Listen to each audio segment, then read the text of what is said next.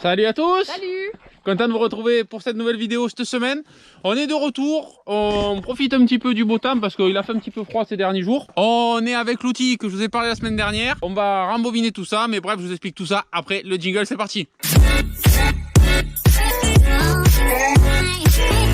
On se retrouve donc au champ de melon. Vous voyez, il y en a encore, toujours pas de pluie, hein. Vous voyez comme c'est sec comme en été. Toujours pas de pluie, c'est infernal. Donc une semaine de plus, vous voyez, même vous en vidéo, une semaine sans pluie. Donc cette année, c'est tranquillou bilou, quoi. On fait ce qu'on a à faire quand on y pense, parce qu'on n'est pas gêné par la pluie. Donc vous voyez, il y a toutes les rames de melon, c'est complètement sec. Bref, ça sert à rien de se presser. On se fait ça en détente, donc on en profite, on le fait à Yêtre l'après-midi parce que c'est plus agréable, on n'est pas pressé. Et là on va venir rembobiner avec l'outil que je vous avais mis en vignette la semaine dernière en haut pour regarder. Donc ça c'est l'outil qu'on se sert pour enrouler les gouttes à gouttes. Vous allez voir ça tout de suite. On met le goutte à goutte et ça se rembobine tout seul. Tant mieux parce qu'ici on a des rangées de 200 mètres, un peu plus de 200 mètres. Et du coup c'est bien pratique de ne pas être obligé de le faire. Donc le paillage on l'avait retiré ça il y a quelques temps. Donc là on va tout prendre. Au moins si il venait à vouloir pleuvoir, je pourrais un petit peu rattraper le champ. Parce que ce champ on y retourne avec du melon l'an prochain. Donc va falloir que je le prépare un petit peu, récupérer le sol comme il faut. Donc bon, bref, il y aura un petit peu de boulot après, mais tout ça, ça va dépendre de la pluie. Donc on attend, hein, chaque semaine qui passe. Je rebondis là-dessus. C'est vrai que comparé, je pense qu'en France, on est les seuls à pas avoir d'eau. Parce qu'il y a eu énormément de commentaires où c'est que les personnes se plaignaient d'avoir beaucoup trop d'eau. Hein. Donc c'est pas évident aussi, hein, parce que dans beaucoup de régions, il y a plein de champs qui n'ont pas été semés parce qu'il pleuvait trop. Donc bon voilà, c'est les deux extrêmes. Hein. Nous, on n'en a pas du tout, vous en avez trop. Donc c'est pareil, hein. Au final le résultat c'est le même, mais c'est pénible dans les deux cas parce que nous c'est pareil, je travaille pas dans les champs parce que du coup c'est trop compliqué, je sème pas encore parce que c'est trop sec. Donc là qu'est-ce que vous voulez, là je vais passer du tracteur là-dedans, les mottes vont rester et ça va faire du sale boulot aussi, donc pas évident. Donc on fait en fonction de la météo et de notre météo. Donc bon bref c'est parti, je place la caméra quelque part et on vous montre tout ça, comment on enroule. Allez go!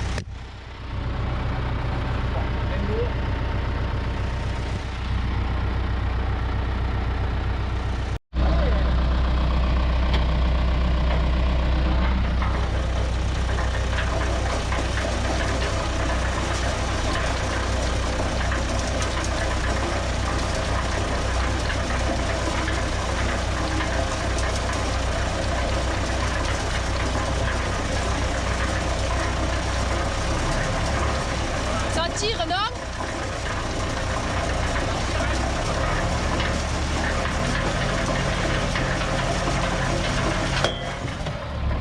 Wow, qu'est-ce que c'est? Oh merde, ça a pété!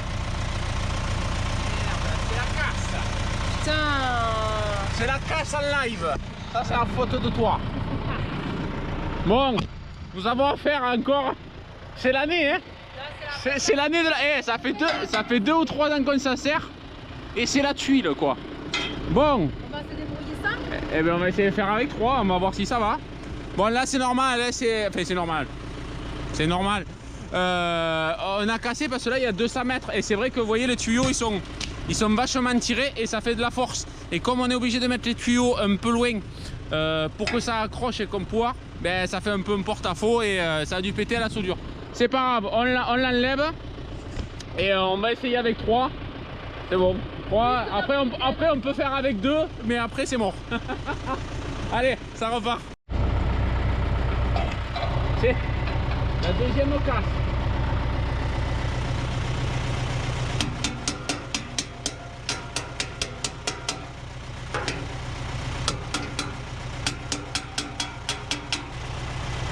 Pété, encore.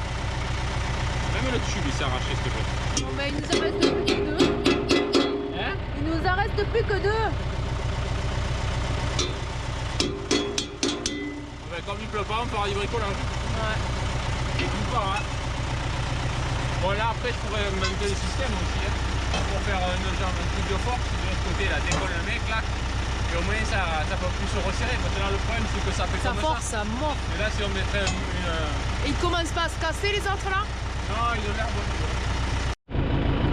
bon. Bon, là ce qu'on a fait pour soulager quand même la longueur, c'est souvent accroché vers le départ là-bas. On est passé à toutes les rangées, on a tout soulevé vers la moitié pour donner du jeu et que ça force moins. D'habitude on le fait, mais là bon, comme il n'y avait pas trop d'herbe, on n'y est pas trop passé. Et bon, c'est vrai qu'au bout après à chaque fois c'était un peu accroché. Donc là on va voir si c'est pas trop pénible, je vais faire avec deux. Si vraiment ça avance pas et qu'il y a un problème, tant pis, on retournera et je réparerai ça et on reviendra. C'est pas bien grave, mais on va quand même essayer. Si ça s'enroule, eh ben, au moins on le fait et c'est fini. Allez, je récupère un peu les raccords. J'enlève le manteau parce qu'il fait chaud. Et ça repart.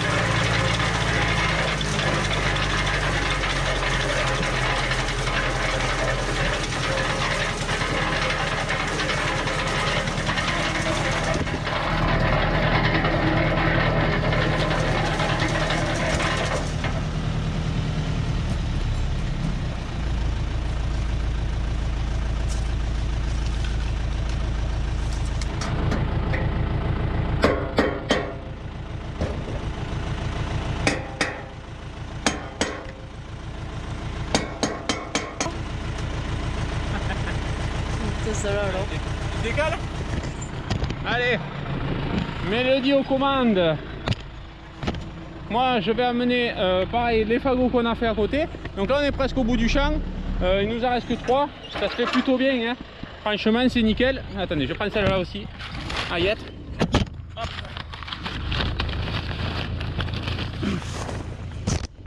Donc ça se fait vraiment, l'outil c'est génial, hein, parce que là il y avait pas mal de kilomètres à rembobiner, le faire à la main.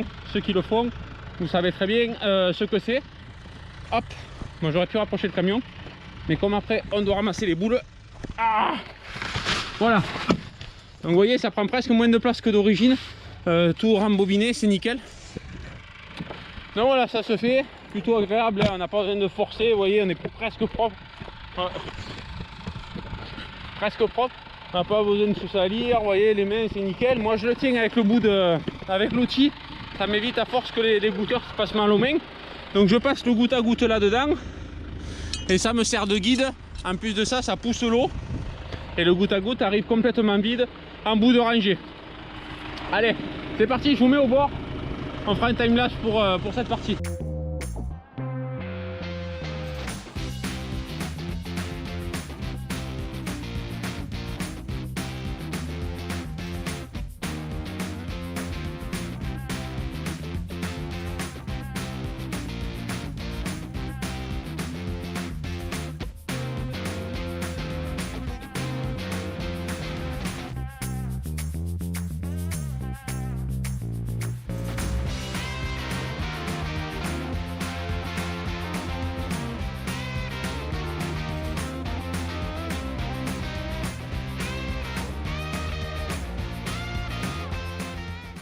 Allez, ça y est, c'était la dernière.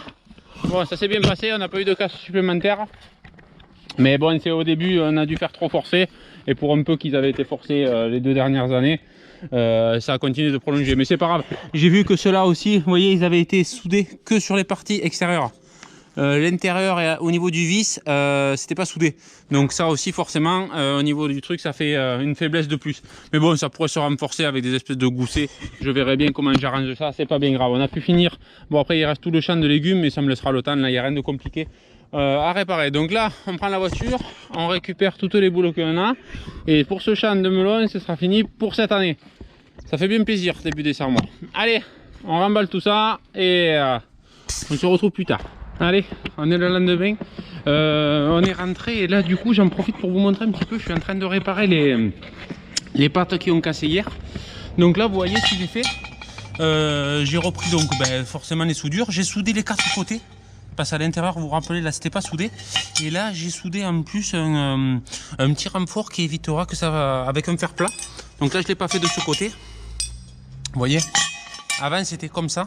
Et je vais souder une petite plaque comme ça, au moins ça reliera en plus, au cas où que ça force de trop, ça fera un point d'appui en plus.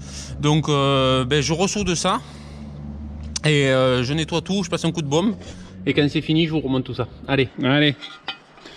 Voilà, les 2 plaques sont faites. Vous voyez, j'ai mis 2 platines, bon je vais pas chercher à remplir les soudures, on s'en fout. Mais là ça va faire quand même un point de levier beaucoup plus fort, donc là ça sera quand même pour plier ça, va falloir que ça torde la barre, ça va être un peu plus solide. Donc ça voilà, il faut toujours un petit peu améliorer ce qu'on fait. Ça c'était vraiment un essai, c'est mon beau-père au départ qui avait fabriqué ça pour enrouler ses fils à la vigne, et puis au final on a détourné un petit peu l'usage pour en faire un enrouleur à goutte. Alors est-ce que c'est le bon côté? Non, ça va être de l'autre. Et celui-là, ça doit être celui-là. Normalement. J'ai des soudures qui doivent... Il va falloir ébavurer ça à l'intérieur. Celle-là, on doit y aller, non? Ah, voilà. Celui-là, il y va. Et l'autre, j'ai un peu des bavures. Bref, le système est relancé. Donc, il faudra l'améliorer sûrement. Peut-être, je ferai un croisillon de ce côté pour éviter qu'il y ait encore plus de flexion. Même si, normalement...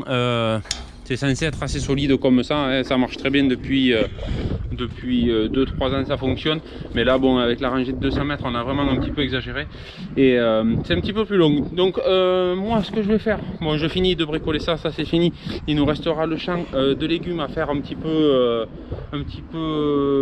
il reste quelques rangées de tomates, et après on pourra enrouler aussi tous les gouttes à gouttes. Et par contre là ce matin j'ai mis un petit peu d'eau dans la serre, parce qu'on avait une rangée ou deux de paillage à enlever avec Mélodie. Et donc je vais prendre après le masser et je vais tout décompacter pour préparer la serre. Bref, vous verrez ça tout de suite. On se retrouvera donc quand je suis attelé et quand j'y vais. Allez, allez, on est le lendemain. Aujourd'hui j'attaque de bonne heure. Non, j'attaque pas de bonne heure parce qu'aujourd'hui il faisait super froid de bon matin. Il y avait presque -1 avec pas mal de glace, et je voulais pas attaquer trop tôt parce que bon, il me fallait atteler. Bref, je m'égare. Donc là on est dans la serre. Aujourd'hui je suis venu pour décompacter la serre, parce que là l'autre fois on avait tout nettoyé, donc on voyait c'est encore de l'état. Il y a encore du compost en surface, vous vous rappelez, c'est la serre où on avait mis du compost l'an dernier. Premier essai à assez grosse dose. Bon nickel, la culture ça s'est bien passé, il n'y a pas eu de problème, il n'y a pas eu de fin d'azote, tout ça, donc ça s'est plutôt bien passé. Là je sais pas si vous arrivez à voir à travers la caméra, mais j'ai mis légèrement un petit peu d'eau parce qu'il a toujours pas plu, et j'aimerais un petit peu le travailler pour le mettre en situation avant un prochain apport de compost. Donc j'espère que ça sera pas trop humide. J'ai laissé que quelques heures, mais au final comme c'est très sec dessous, c'est resté dessus et ça va pas trop tiré. Donc je voulais pas que ça fasse de la poussière parce que c'était le désert dans la serre, et je voulais pas m'enfumer parce que je vais passer pas mal de temps, et en travaillant un petit peu ça soulève de la fumée. Donc pareil dans l'autre serre à tomates. Hop. Là on est de l'autre côté, donc là je vais faire la même chose, sauf qu'au lieu de 5 rangs, ici il y a 4 rangs. Donc je vais surtout passer un au niveau de la culture et un surtout au niveau des passe-pieds. Donc là vous voyez c'est la grosse jungle. Pourquoi c'est la grosse jungle? C'est que les ronces qu'il y avait là, que chaque année elles nous embêtent, elles reviennent. Mélodie avait tout coupé à ras, je sais pas si vous s'en venez, et c'est déjà tout revenu. On n'avait pas trop fait gaffe avec les tomates pendues, mais c'est monté et c'est rentré par les trous des aérations qu'on avait fait de la ferre. Donc il va falloir qu'on s'en occupe de tout couper à ras. Mais là bon bref, ça c'est pas grave, on peut le faire à temps perdu. À côté, là je vais travailler tout ça et on va essayer bientôt d'épandre du compost un petit peu plus tôt cette année. Donc ça sera sûrement l'objet d'une vidéo dédiée dans les prochaines semaines. Donc voilà, un petit peu pour le blabla. Maintenant c'est parti, on va reprendre le macé qui va super bien avec cette petite sous-soleuse. Donc qui dit sous-soleuse dit travaux de force. J'espère qu'on va pas casser pour une fois. Parce que c'est bon, et chaque vidéo, sur celle-là je mettrai même pas fail, on a cassé un truc. Dans tous les cas ça va être la routine. Donc c'est comme ça, cette année c'est un petit peu de casse, mais on répare et puis ça repart. Donc c'est parti, je vous mets un timelapse et on travaille tout ça. Allez.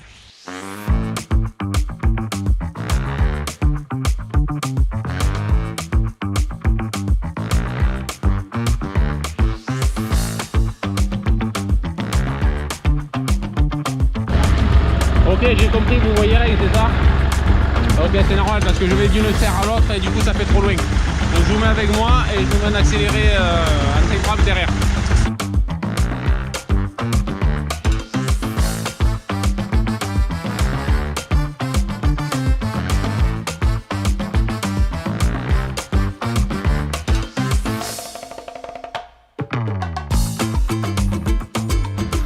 Bon, j'aurais aimé vous montrer un petit peu la différence entre les deux serres.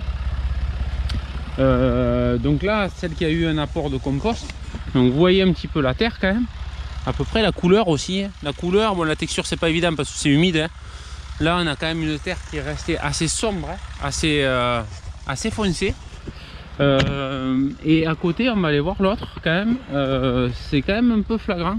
Bon forcément on en avait amené pas mal, vous voyez il y en a encore qui est encore en surface tel quel comme on l'a posé. Forcément sans eau cet été ça a été compliqué à se dégrader, hein. Forcément c'est des choses qui ont besoin de travailler dans le temps avec de l'humidité et là c'est loin d'être le cas. Parce que là on avait des cultures paillées en arrosage au goutte à goutte. Donc à la rigueur ce qui a travaillé c'est au milieu dans les rangs. Mais après le reste en aspersion on n'en avait pas. Donc c'est pour ça que je mouille un peu par dessus.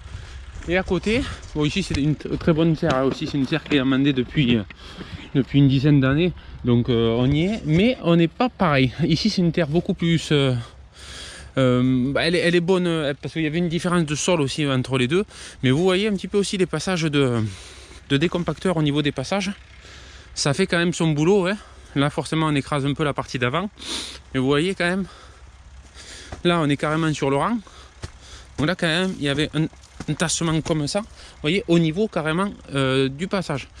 Donc c'est ça, je cherche pas à aller profond parce que là c'est humide et après il faudrait pas que je recrée du tassement en voulant décompacter, donc ça c'est quand même un petit peu débile. Donc j'y suis passé juste superficiellement. Pourquoi? Pour que la prochaine fois qu'on va amener du compost, on puisse le mettre un petit peu et une fois travaillé qu'il soit à moitié enseveli. Je pense que je vais mettre une bonne dose, vous verrez ça. Bon, maintenant que j'ai le recul de l'an dernier, je sais que ça risque rien, hein, ça tient bien, il n'y a pas de problème de... Parce qu'on a planté directement après poser le compost et j'avais peur un petit peu que ça brûle ou au contraire qu'il y ait une fin un petit peu d'azote sur la culture, mais pas du tout. Au final ça a été plutôt bénéfique. On a amélioré déjà la couleur de la terre parce que là-bas on était une terre, donc pour les très anciens, vous vous rappelez, il n'y avait pas la serre, c'était des oignons qui allaient jusqu'au bout avec le rang d'à côté. Et du coup, on a monté la serre maintenant il y a, je ne sais plus combien, ça doit faire 2 ou 3 ans. Et du coup, la terre était de la terre de dehors. Donc du coup, forcément, elle n'était pas aussi dynamique que dans une serre. Donc c'est pour ça que j'ai mis d'abord l'an dernier là. Et cette année, comme on a le recul, on va pouvoir en amener ici. Donc pour la future culture de tomates qui revient encore dans la même serre. Parce que l'an dernier ça s'était bien passé et on tourne tous les 2 ans. Donc voilà pour ici. Certainement cette petite vidéo je pense va s'arrêter sur ce point parce qu'elle doit être déjà trop longue et on est jeudi. Mais voilà, donc moi la suite là je vais peut-être juste quand ça aura séché un peu pour éviter de laisser des grosses mottes, je vais venir avec mon petit vibro là, vous savez qu'on sert de la bineuse pour écraser tout ça. Si j'y pense et si on a le temps, on enlèvera ces ronces et on mettra tout plat. Et après, quand ça aura bien séché, que je puisse rentrer avec la benne, on mettra du compost. Mais ça, je vous dis, restez bien connectés, abonnez-vous bien si vous voulez pas manquer ça, parce qu'il y aura certainement une vidéo dédiée là-dessus. Donc j'espère avoir répondu à toutes les questions. Merci à vous tous pour les dernières vidéos. Vous avez été extrêmement nombreux. Il me semble plus de 10 000 vues à chaque vidéo des 2 dernières. Donc vraiment au top. Merci à vous tous. Ça fait vraiment plaisir. Donc je sais pas. Je sais qu'il y en a beaucoup, énormément. Parce que c'est vrai que je me suis plaint un petit peu du sec chez nous, il a toujours pas plu, mais il y en avait beaucoup qui se sont plaints donc du trop d'eau. Donc je voulais aussi avoir une pensée pour vous, parce que au final c'est un petit peu les mêmes problèmes. On se retrouve autant bloqué parce qu'on peut pas semer à cause du manque d'eau. Vous voyez, les oignons c'est tel quel, il a pas replu, il a rien fait. Donc voilà. Et c'est aussi gênant quand il y a trop d'eau, que c'est trop plein, c'est saturé, ça asphyxie tout. Donc vraiment courage à vous aussi, parce que moi, si avec une pluie, s'il venait à vouloir faire une pluie, bon, j'irai jusqu'au 16 décembre, hein, donc bon, ça laisse le temps hein, encore. Hein. Mais s'il fait un petit peu de pluie, moi 30-40 mm, ça ferait du bien et ça me permet de travailler. Mais par contre, quand c'est saturé d'eau, il faut plusieurs semaines au minimum pour arriver à récupérer ça. Donc on verra, cette année les semis pour tout le monde ça va être compliqué. Bref, merci à vous tous très nombreux, trop nombreux, on n'est jamais trop, mais je vous dis bon courage à vous, ajoutez-nous sur tous les réseaux et on se dit à très bientôt dans une prochaine vidéo. Ciao ciao.